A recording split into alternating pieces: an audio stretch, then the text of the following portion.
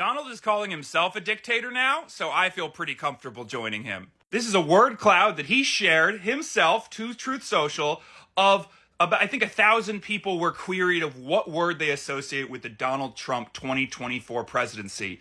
And these are the biggest ones. The biggest, revenge. The second, power. And then dictatorship, dictator, corruption. I also really love just the word economy, not anything about it, just economy. You can picture that person too. They're standing confused at a rally. Some comedian reporter comes up to them and asks them what they think of Donald Trump, and they just scream the word economy into a microphone. Even though by every indicator these people pretend to care about, the economy's doing just fine. Now, I'm not personally sure that Donald Trump can read. I think he recognizes what words look like, but that doesn't necessarily mean he can parse them. But I don't think this was a mistake. Like, oh, he did it again.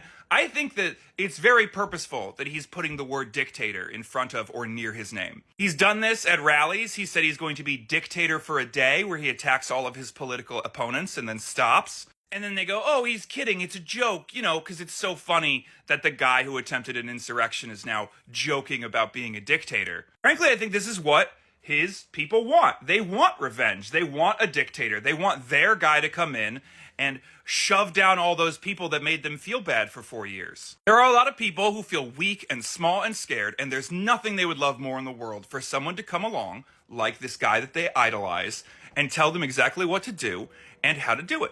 As long as while he's doing that, he tells them that they're the good guy, that they're the hero, that they defended democracy, even as he takes it away. There are people who feel terrible internally, and they constantly are receiving more propaganda and more messaging that they should feel terrible and who to direct that rage at.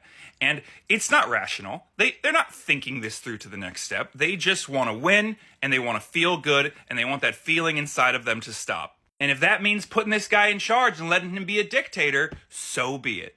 That's why all the comments from these sort of folks are, oh man, wait till he wins and you'll be crying for 4 years. I can't wait to see people like you crying. You thought 2020 was bad, just wait, Trump 2024. Like, they're bragging about it. They can't wait for their guy to come in and hurt all the people that they perceive as the enemy. Before I go, I just want to point out a few more fun ones. Right down here in little letters, King.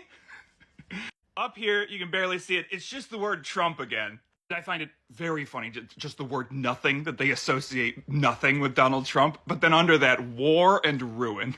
It's kind of snuck in there. I think that this is Donald and his supporters telling us exactly what their plans are. And we should listen to them.